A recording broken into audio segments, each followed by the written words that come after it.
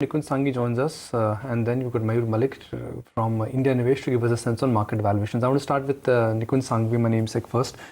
Nikunj, what we have is the data for the month of November, wholesale data. But what is the update at the retail level?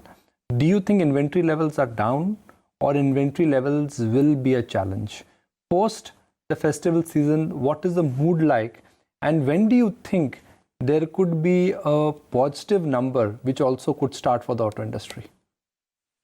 Well, coming to inventory, I think inventory position is comfortable post the festival period.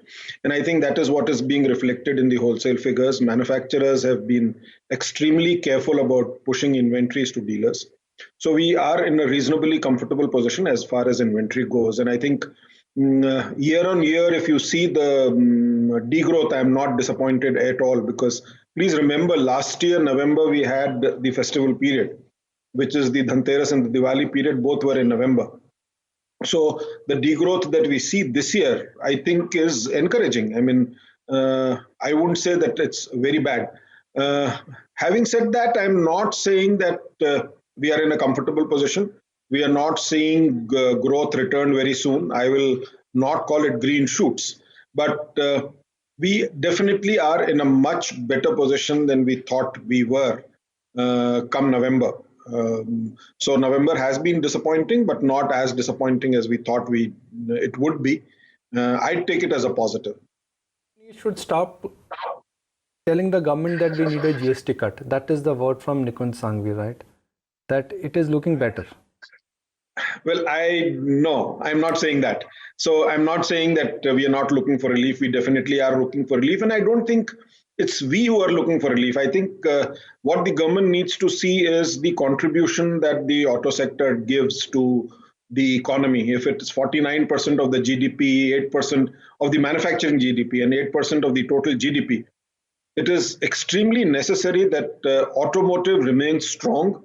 Automotive remains the backbone of the economy, and automotive gives the kind of jobs which are required, because I think the worrying factor for the economy is loss of jobs and very, very poor unemployment rates. And auto sector is one sector which can really help salvage this situation. Therefore, the government will need to do something so that the numbers increase. I mean, we should not be satisfied with the degrowth not being as poor as it is shown, but we need to grow again. We need to be back into double digit. And if it needs to be a 5 trillion economy by 2024, automotive will play a very, very big role in that.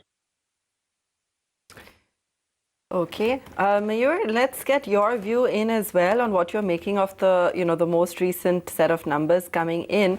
Where perhaps there is any sign of improvement, and what we're expecting now going forward with regards to momentum, given the kind of numbers that we're seeing.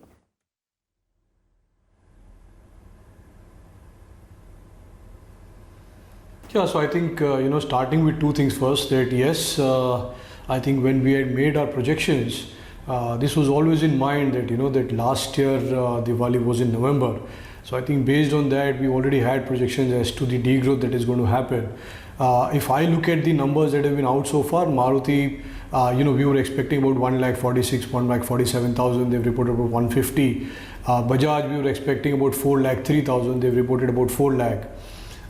Tractors has been pretty much online. Mahindra Auto Sales have been online. Tata have been decent. So honestly, if you ask me, I think if they are reporting in line, I'll tell you one thing for sure, that as an analyst, my base assumption was that the October sales have been high, and that is why you will see some kind of channel filling that will also happen along with the normal November sales that you were expecting. So my sense is that I will not really read this as great numbers. I'll probably want to see how December pans out in terms of dispatches, because December typically turns out to be a weaker month. And our channel check with dealers suggests that inventories are normal, while they are not high, but they are not low as well. Nikunj, it's December, then you have this year-end factor which would kick in. So typically for a car buyer, you want to buy in 2019 before the calendar year changes. So do you think in the month of December, whatever numbers we will get from January, February, March, the picture could deteriorate more, because auto, because there would be even a year-end calendar year-end impact, and B, the compulsions of getting rid of the unsold inventory before the new emission norm kicks in? So I think yes. So I'm not looking at the next quarter as a very, very big quarter. In fact, we'll need to be extremely careful in December. One, because of the change of the calendar year, which impacts the buyer, and the buyer would normally want to buy in January and not in December.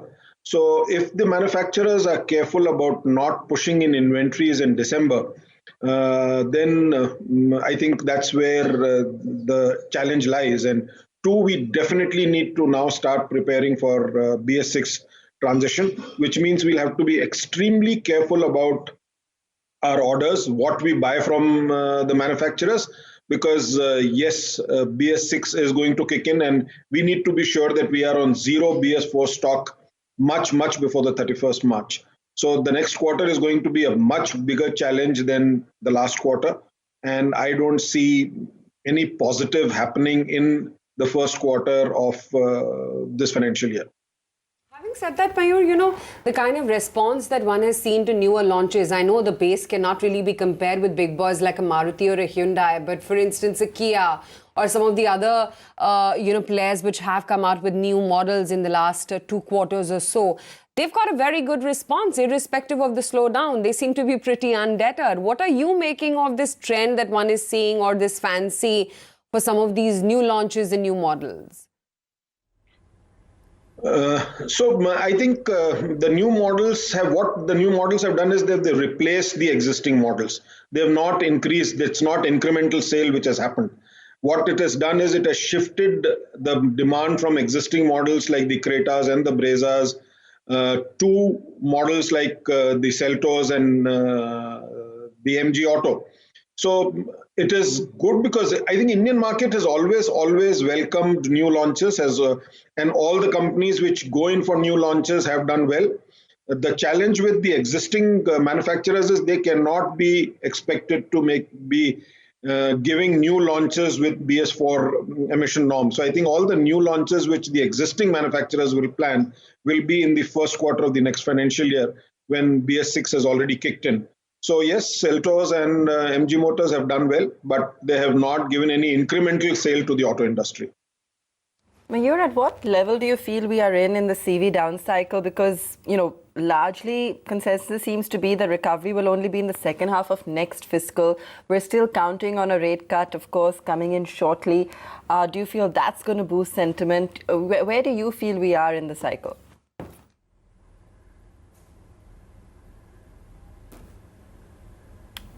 Mayur, that was for you. So I think as far as the CV segment goes, sorry?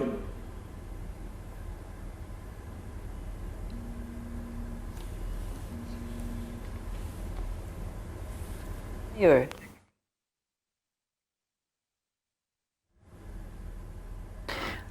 All right. Yeah, Mayur, you were on the right track. I was asking you where we are really in the recovery cycle.